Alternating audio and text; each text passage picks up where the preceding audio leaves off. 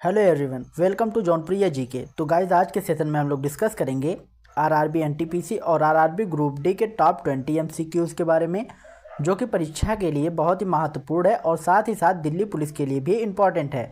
तो आप लोगों से एक निवेदन है कि आप लोग वीडियो को पूरा देखिएगा और यदि चैनल पर नए हो तो चैनल को सब्सक्राइब जरूर कर लें, जिससे हमारी हर एक इंपॉर्टेंट वीडियो आप लोगों तक पहुँचती रहे। और यदि इस क्लास की PDF आप लोगों को चाहिए तो आप लोग हमारे टेलीग्राम चैनल को जरूर ज्वाइन हो जाए। टेलीग्राम चैनल का लिंक हमने डिस्क्रिप्शन में दे रखा है। तो चलिए बिना देर के स्टार्ट करते हैं। ये रहा आपका पहला क्वेश्चन आपके स्क्रीन पर। काफ़ी इंपॉर्टेंट क्वेश्चन है।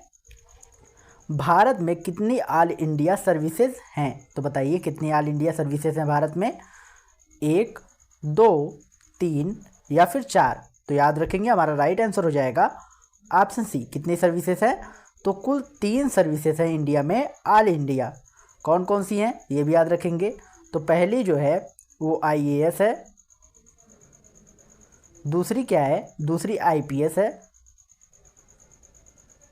और तीसरी जो है वो IRAS है। ठीक है, याद रखेंगे। इसलिए हमारा राइट आंसर हो जाएगा ऑप्शन सी। नेक्स्ट क्वेश्चन देखेंगे, क्वेश्चन नंबर 2 काफ़ी पूछा जाता है। अगर भारत में कोई नई ऑल इंडिया सर्विस बनानी हो तो किस अनुच्छेद के तहत किया जा सकता है? तो बताइए किस अनुच्छेद के तहत बनाई जा सकती है नई ऑल इंडिया सर्विस? अनुच्छेद 311, अनुच्छेद 312, अनुच्छेद 313 या फिर अनुच्छेद 314? तो याद रखेंगे इस क्वेश्चन का राइट आंसर हो जाएगा ऑप्शन बी। किस अनुच्छेद के तहत बनाई जा सकती है? तो अनुच्छेद 312 के तहत जो है नई ऑल इंडिया सर्विस बनाई जा सकती है। इसलिए हमारा राइट आंसर हो जाएगा ऑप्शन बी।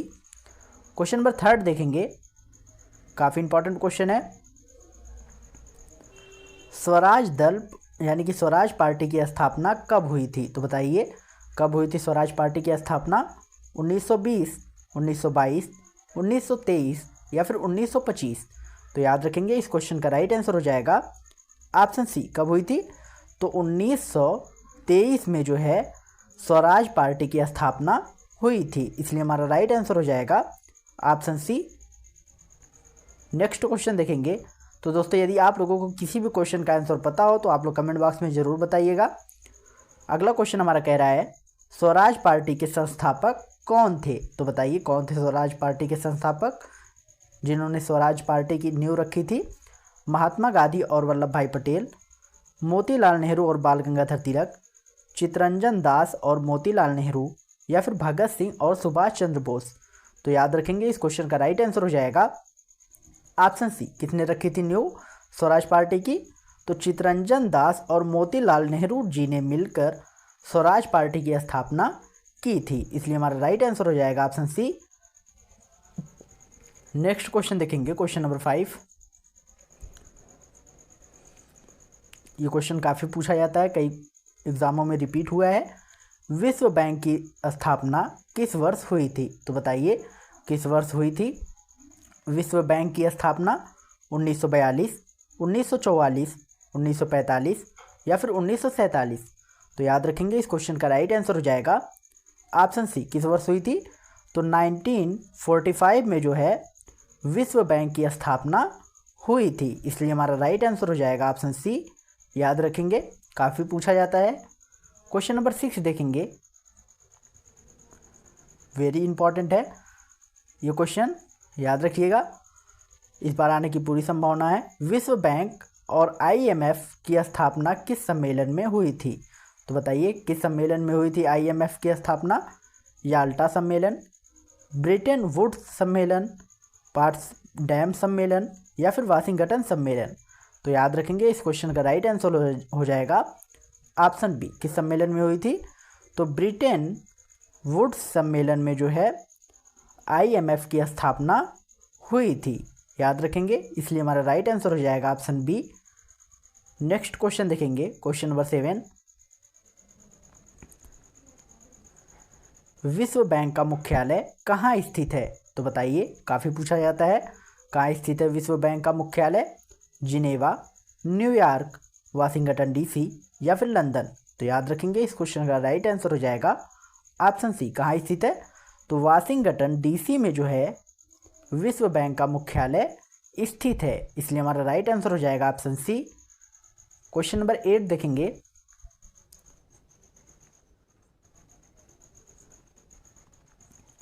कई बार ये भी पूछा जाता है, भारत की राजधानी बनने से पहले कौन सा शहर भारत की राजधानी था? तो बताइए कौन सा शहर जो है भारत की राजधानी था पहले? मुंबई, मद्रास, कोलकाता या फिर लखनऊ? तो याद रखेंगे हमारा राइट आंसर हो जाएगा ऑप्शन सी। कौन सा शहर था? तो कोलकाता जो है, कोलकाता शहर भारत की राजधानी बनने से पहले था, इसलिए हमारा राइट आंसर हो जाएगा ऑप्शन सी। नेक्स्ट क्वेश्चन देखेंगे, क्वेश्चन नंबर 9। काफ़ी पूछा जाता है, रेन शैडो इफेक्ट किससे संबंधित है? तो बताइए किससे संबंधित है रेन शैडो इफेक्ट? फ्रंटल वर्षा, संवहनीय वर्षा, चक्रवर्ती वर्षा या फिर पर्वतीय वर्षा? तो याद रखेंगे हमारा राइट आंसर हो जाएगा ऑप्शन डी। कौन से वर्षा से संबंधित है? तो पर्वतीय वर्षा से जो है, पर्वतीय वर्षा से संबंधित है रेन शैडो। ठीक है, इसलिए हमारा राइट आंसर हो जाएगा ऑप्शन डी। क्वेश्चन नंबर 10 देखेंगे। भारत में बिजली उत्पादन का मुख्य स्रोत क्या है? तो बताइए क्या है मुख्य स्रोत बिजली उत्पादन का? जल विद्युत, परमाणु ऊर्जा, कोयला या फिर सौर ऊर्जा? तो याद रखेंगे इस क्वेश्चन का राइट आंसर हो जाएगा ऑप्शन सी। क्या है मुख्य उत्पादक? तो जो है कोयला से हमारे भारत में सर्वाधिक बिजली बनाई जाती है, इसलिए हमारा राइट आंसर हो जाएगा ऑप्शन सी। तो दोस्तों आशा करता हूँ कि वीडियो को अब तक आप लोगों ने लाइक, शेयर और चैनल को सब्सक्राइब जरूर कर लिया होगा। अगर नहीं किया तो प्लीज़ कर लीजिए, ताकि इस प्रकार की इंपॉर्टेंट वीडियो आप लोगों तक हमेशा पहुँचती रहे। आगे देखते हैं क्वेश्चन नंबर 11। काफ़ी इंपॉर्टेंट क्वेश्चन है। भारत में सबसे अधिक कोयला किस देश से आयात किया जाता है? तो बताइए किस देश से जो है सबसे अधिक कोयला आयात किया जाता है? ऑस्ट्रेलिया, रूस, इंडोनेशिया या फिर अमेरिका? तो याद रखेंगे इस क्वेश्चन का राइट आंसर हो जाएगा ऑप्शन सी। किस देश से आयात किया जाता है? तो इंडोनेशिया से जो है, कहाँ से? इंडोनेशिया से भैया सबसे अधिक कोयला आयात किया जाता है, इसलिए हमारा राइट आंसर हो जाएगा ऑप्शन सी। क्वेश्चन नंबर 12 देखेंगे। काफ़ी इंपॉर्टेंट क्वेश्चन है। सार्क का पहला सम्मेलन कहाँ हुआ था? तो बताइए कहाँ हुआ था सार्क का पहला सम्मेलन? नई दिल्ली, काठमांडू, ढाका या फिर इस्लामाबाद? तो याद रखेंगे इस क्वेश्चन का राइट आंसर हो जाएगा ऑप्शन सी। कहाँ हुआ था? तो ढाका में जो है पहला सार्क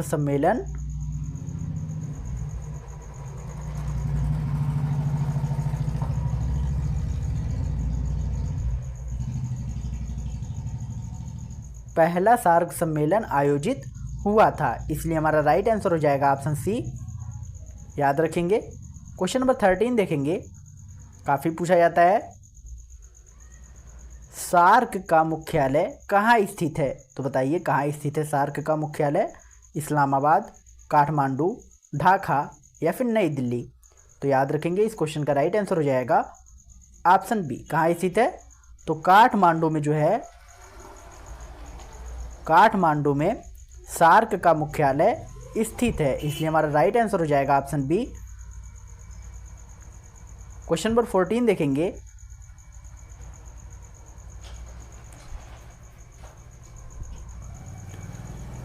सार्क में कुल कितने सदस्य देश हैं? तो बताइए कुल कितने सदस्य देश हैं सार्क में? 5, 6, 7 या फिर 8? तो याद रखेंगे, इसलिए हमारा राइट आंसर हो जाएगा ऑप्शन डी। कितने देश हैं? तो जो है कुल सार्क में 8 देश हैं, याद रखेंगे, इसलिए हमारा राइट आंसर हो जाएगा ऑप्शन डी।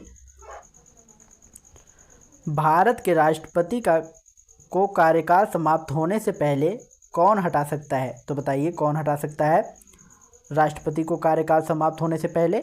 लोकसभा, राज्यसभा, संसद या फिर उच्चतम न्यायालय? तो याद रखेंगे हमारा राइट आंसर हो जाएगा ऑप्शन सी कौन हटा सकता है? तो संसद जो है वो राष्ट्रपति के कार्यकाल खत्म होने से पहले राष्ट्रपति को हटा सकती है, इसलिए हमारा राइट आंसर हो जाएगा ऑप्शन सी। क्वेश्चन नंबर 16 देखेंगे, काफ़ी पूछा जाता है, लोकसभा का नेता कौन होता है? तो बताइए कौन होता है लोकसभा का नेता?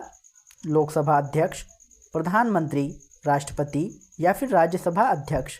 तो याद रखेंगे इस क्वेश्चन का राइट आंसर हो जाएगा ऑप्शन बी। कौन होता है? तो प्रधानमंत्री जो है, प्रधानमंत्री लोकसभा का अध्यक्ष नेता होता है, इसलिए हमारा राइट आंसर हो जाएगा ऑप्शन बी। क्वेश्चन नंबर 17 देखेंगे, काफ़ी पूछा जाता है, लोकसभा का कोई सदस्य त्यागपत्र किसे सौंपता है? तो बताइए किसे सौंपता है त्यागपत्र लोकसभा का कोई भी सदस्य? राष्ट्रपति को, प्रधानमंत्री को, लोकसभा अध्यक्ष को या फिर राज्यसभा अध्यक्ष को? तो याद रखेंगे हमारा राइट आंसर हो जाएगा ऑप्शन सी। किसे सौंपता है? तो लोकसभा अध्यक्ष को जो है अपना त्याग पत्र कोई भी लोकसभा सदस्य सौंपता है, इसलिए हमारा राइट आंसर हो जाएगा ऑप्शन सी। क्वेश्चन नंबर 18 देखेंगे, काफ़ी इंपॉर्टेंट क्वेश्चन है,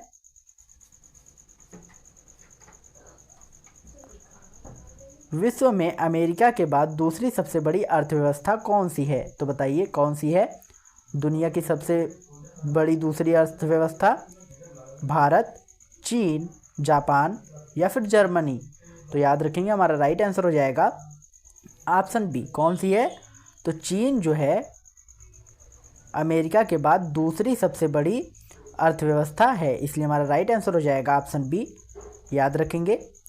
क्वेश्चन नंबर 19 देखेंगे, काफ़ी पूछा जाता है, ब्लैक डायमंड सिटी किसे कहा जाता है? तो बताइए किसे कहा जाता है black diamond city? Coimbatore, Dhanbad, Jharkhand या फिर नागपुर? तो याद रखेंगे हमारा राइट आंसर हो जाएगा ऑप्शन बी। किसे कहा जाता है?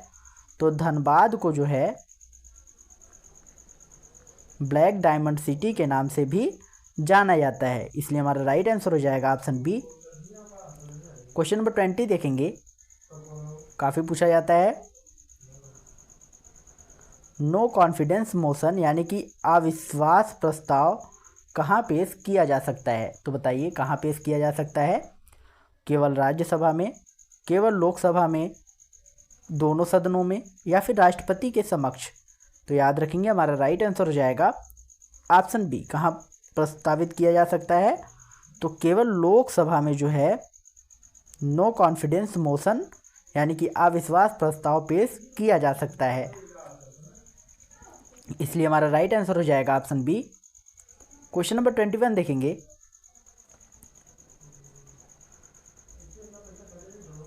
भारत में पहली बार नो कॉन्फिडेंस मोशन कब पेश किया गया था? काफ़ी इंपॉर्टेंट क्वेश्चन है, बताइए कब किया गया था पहली बार नो कॉन्फिडेंस मोशन पेश? 1952 में, 1963, 1975 या फिर 1989? तो याद रखेंगे हमारा राइट आंसर हो जाएगा ऑप्शन बी। कब किया गया था? 1963 में जो है पहला नो कॉन्फिडेंस मोशन पेश किया गया था, इसलिए हमारा राइट आंसर हो जाएगा ऑप्शन बी। क्वेश्चन नंबर 22 देखेंगे, काफ़ी पूछा जाता है, गांधी इरविन समझौता किस वर्ष हुआ था? तो बताइए किस वर्ष हुआ था गांधी इरविन समझौता?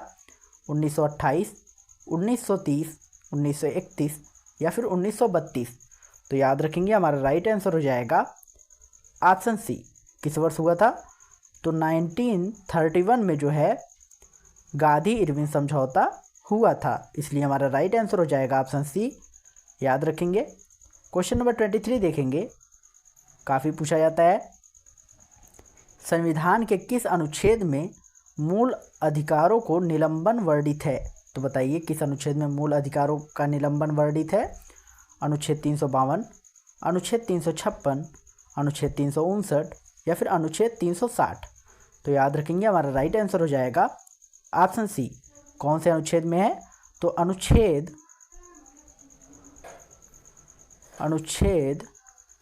359 में जो है मूल अधिकारों का निलंबन वर्णित किया गया है, इसलिए हमारा राइट आंसर हो जाएगा ऑप्शन सी।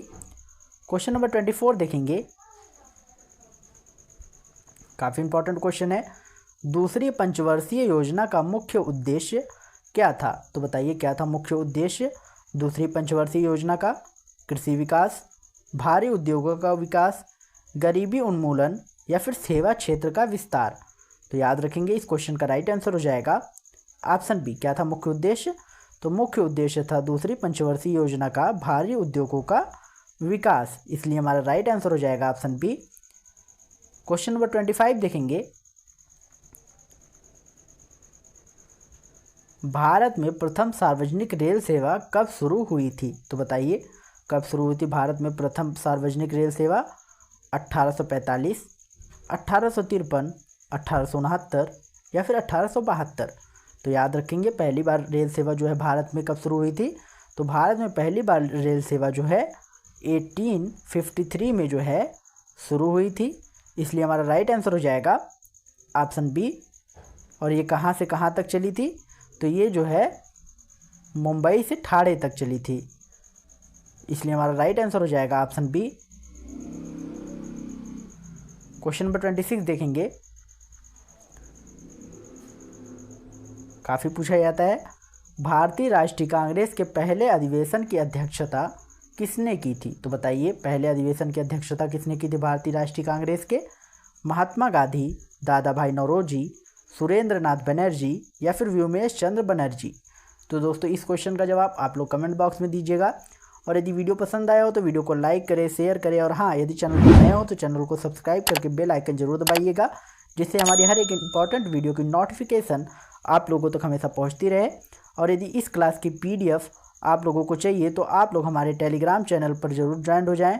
टेलीग्राम चैनल का लिंक हमने डिस्क्रिप्शन में दे रखा है।